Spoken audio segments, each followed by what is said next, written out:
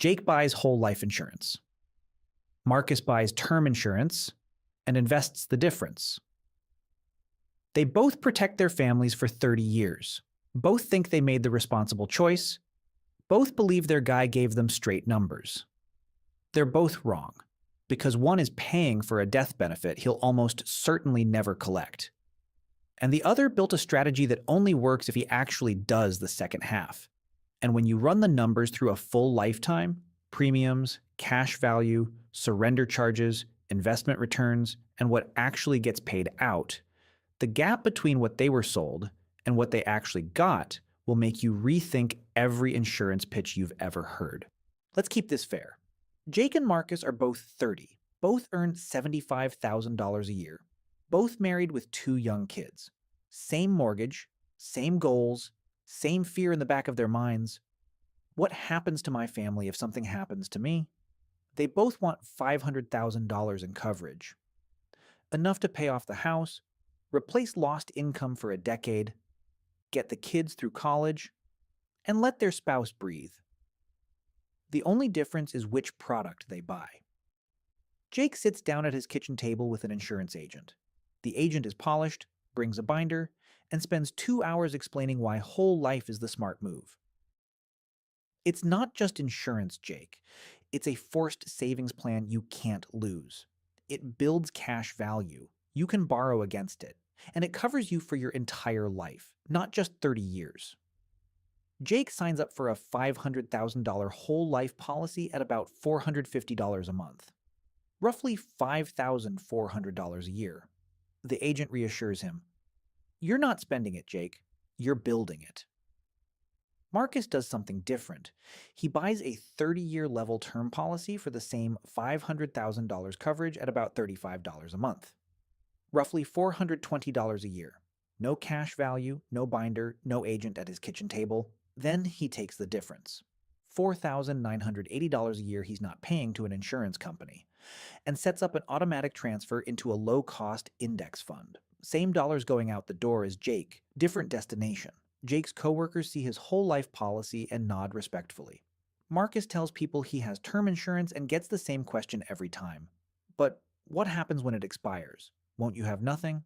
It's the question that haunts every term buyer, and it's the question Jake's agent leans on hardest. But before we answer it, let's see what actually happens to their money. For the first few years, Jake's policy feels like a premium product. He's paying real money, he's covered for life, and his statement shows a column labeled cash value slowly ticking upward. The agent calls him every December to congratulate him on building wealth inside his policy. Jake feels like a grown-up. Marcus doesn't feel like much of anything. He's paying $35 a month for insurance he hopes he never uses, watching an index fund balance go up and down with the market. No agent calls him, no statement shows his forced savings.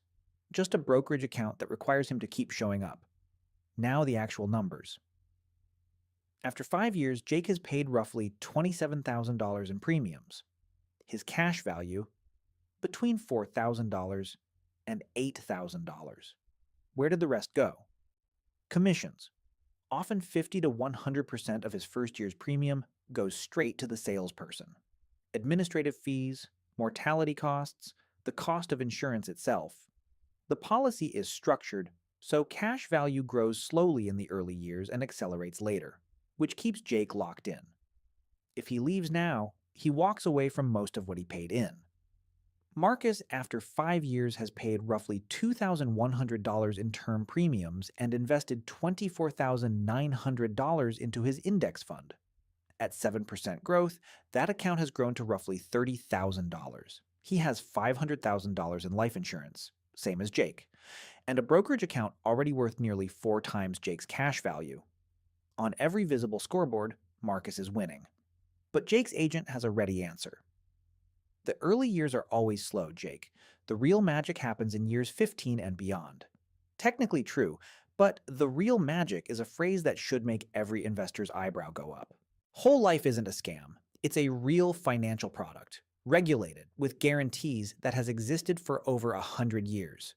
But the way it's pitched at kitchen tables leaves out details that completely change the math. First, the death benefit and the cash value are not additive. This is the single most misunderstood fact about whole life. When Jake dies, his family gets $500,000, the death benefit. The cash value, the insurance company keeps it. Jake spent 30 years building a cash value of $230,000. And when he dies, that money goes back to the insurance company, not his wife.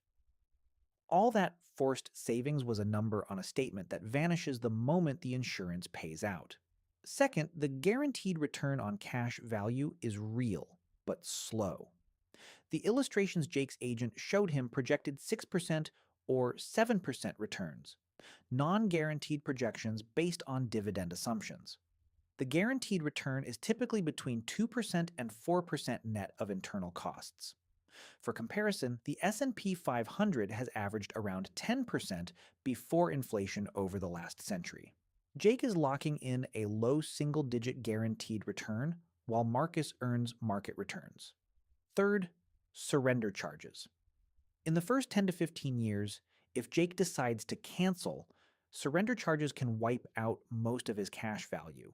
He doesn't just lose future growth, he loses a chunk of what he already paid in. The structural lock-in that keeps people in policies they regret. Fourth, the dividend projections. Every whole life illustration shows two columns, a guaranteed column and a non-guaranteed projection that assumes the insurance company keeps paying dividends at historical rates. Agents focus on the projection, but historical dividend rates from major mutual insurers have trended downward for decades. The projection isn't a promise. It's marketing. Fifth, policy loans. Jake's agent told him he could borrow against his cash value tax-free. Technically true. What he didn't emphasize is that Jake is borrowing his own money, and the insurance company charges him 5% to 8% interest to do it. If Jake doesn't pay the loan back, it reduces his death benefit dollar for dollar. And sixth, the phantom tax. If Jake ever lapses or surrenders his policy, any gain above what he paid in premiums is taxed as ordinary income.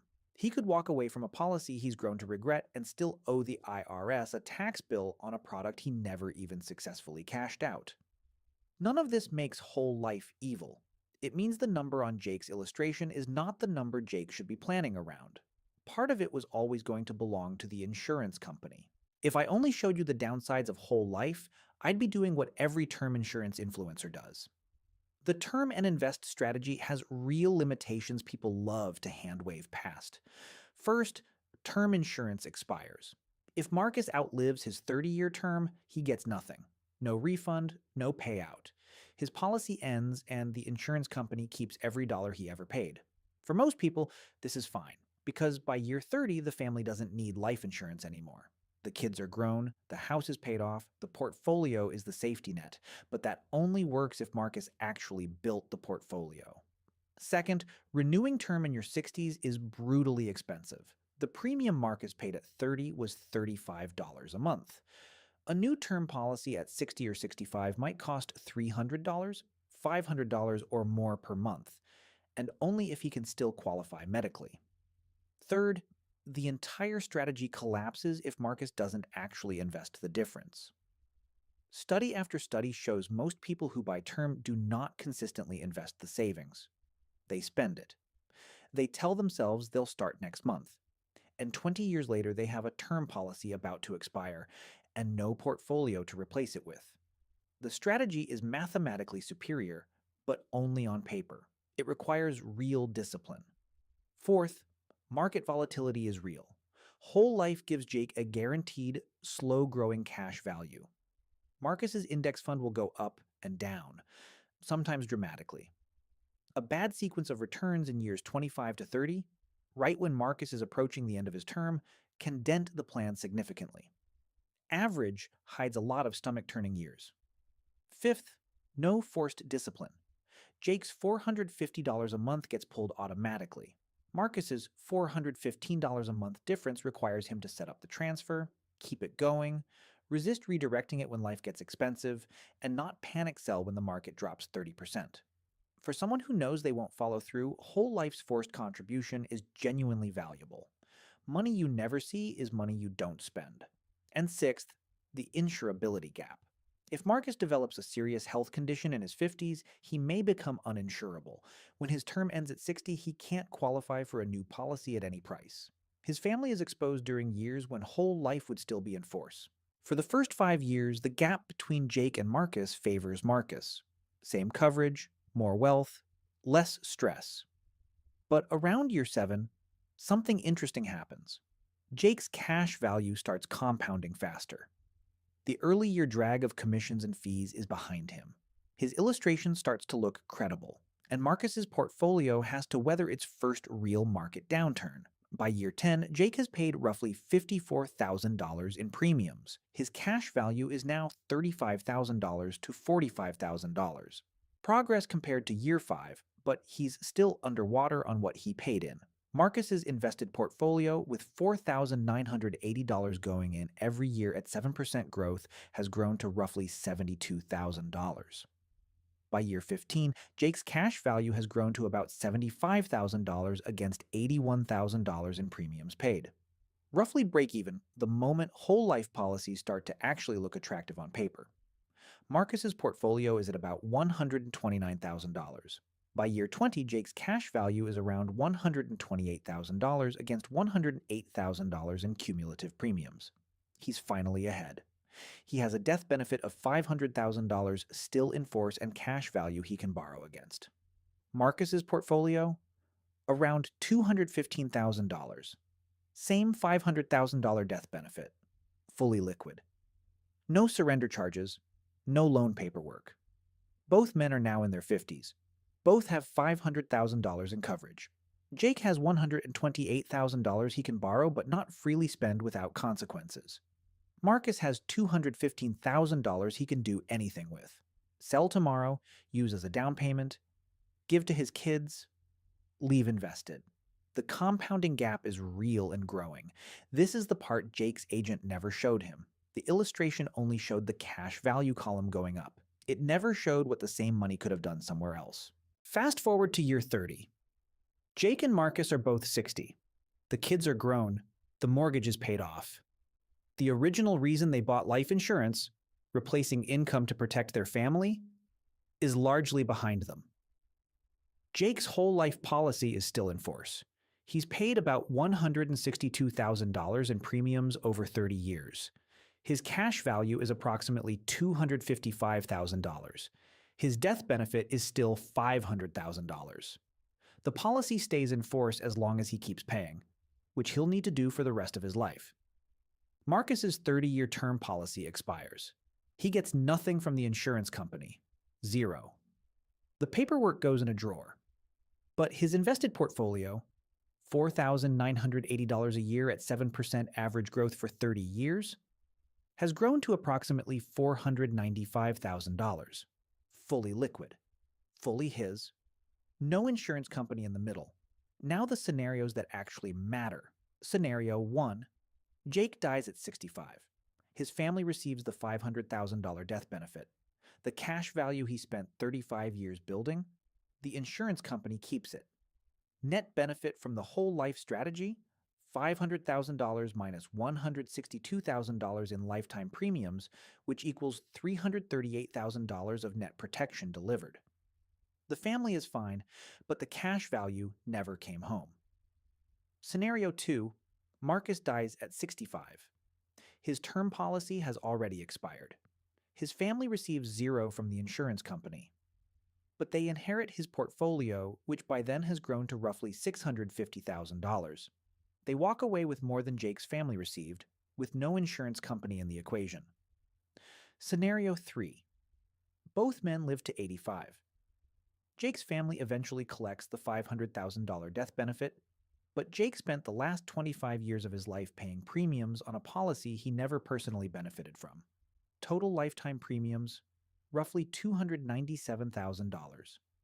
Marcus's portfolio, even with modest retirement withdrawals, is likely worth well over $1 million by 85. He spent it during his life, and his family inherits the rest. In the most common scenario, both men living a long life, Marcus's strategy delivers dramatically more wealth and more flexibility.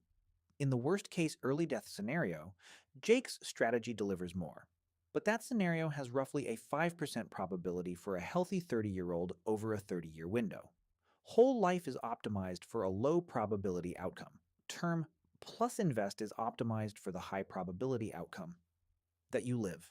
At age 50, life throws a curveball. Maybe it's a medical bill. Maybe a parent needs help. They both need $40,000 fast.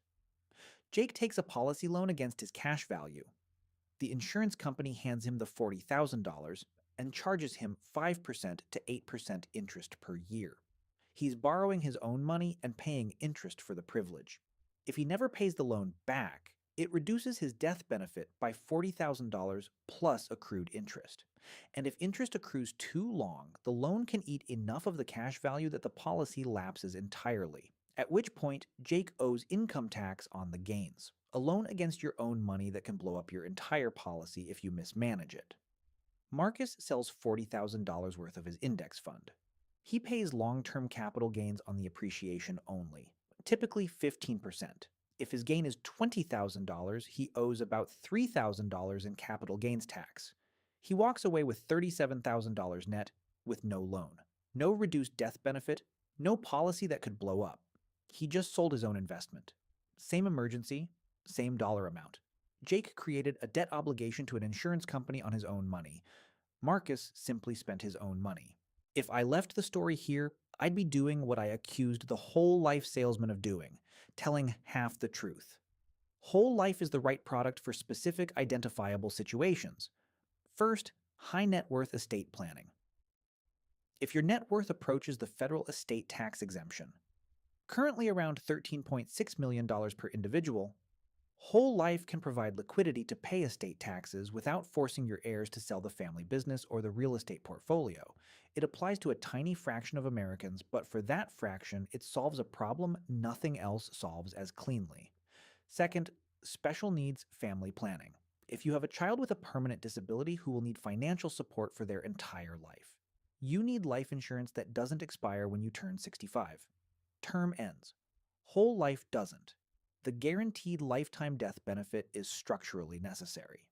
Third, people with serious savings discipline problems. If you know with absolute honesty that you will not invest the difference, that the $415 a month you'd save going from whole life to term will get spent on dining out, vacations, or whatever, then the forced savings nature of whole life is genuinely valuable. A mediocre product you actually use beats a superior product you never execute on. Fourth, business owners with succession needs.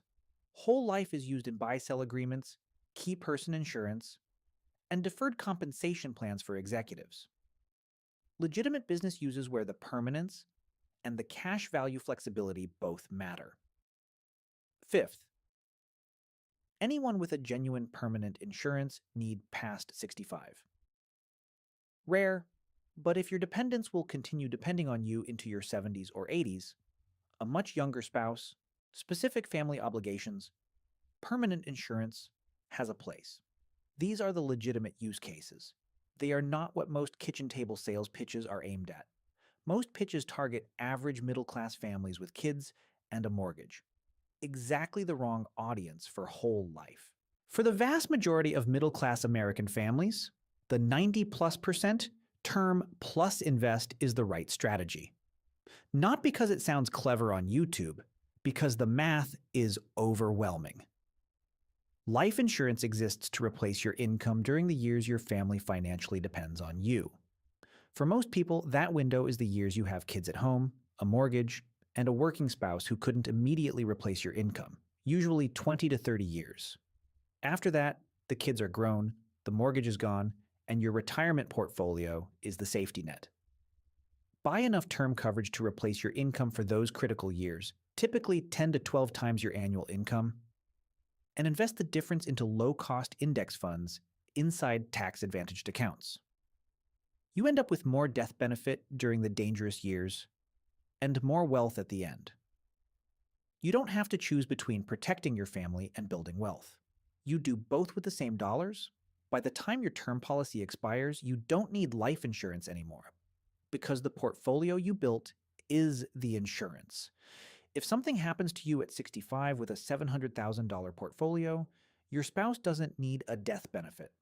The portfolio is the death benefit. It's just one you also got to use while you were alive. Jake and Marcus both walked away thinking they made the smart play. Jake thought whole life was the responsible move. Marcus thought term plus invest was the obvious math winner. Neither was wrong on principle, but neither had the full framework. Here's what actually works for most families. It's not a slogan, it's a sequence. Step 1, buy enough term life insurance to replace your income during the years your family needs it. For most working age people with kids and a mortgage, that means a 20-year or 30-year level term policy with coverage equal to 10 to 12 times your annual income. If you make $75,000 a year, that's $750,000 to $900,000 of coverage. Premiums will be modest, usually $30 to $60 a month for a healthy person in their 30s. Step 2, take the difference between whole life and term premiums and invest it every single month, automatically, into low-cost index funds inside your 401k and Roth IRA first, then a regular brokerage account if you have more to invest. This is the half most term buyers skip. It's also the half that makes the entire strategy work. Step 3, si se corso, only consider permanent insurance if you have a specific, identifiable permanent need. Estate tax exposure, a special needs dependent, a business succession plan, a guaranteed insurability concern. If none of those apply, you almost certainly do not need whole life, no matter how compelling the kitchen table pitch was. The real trap isn't whole life, and it isn't term. The real trap is buying a $500 a month insurance policy from the first person who sat across your kitchen table with a binder without ever running the numbers against the alternative. The real trap is letting someone else's commission structure define your family's financial plan. So the next time someone tells you whole life is the responsible choice, or that term is the only smart move, ask them one question. Did you run the numbers for my income, my family, my timeline, and my actual goals? Because the answer that includes everything is the only answer that matters.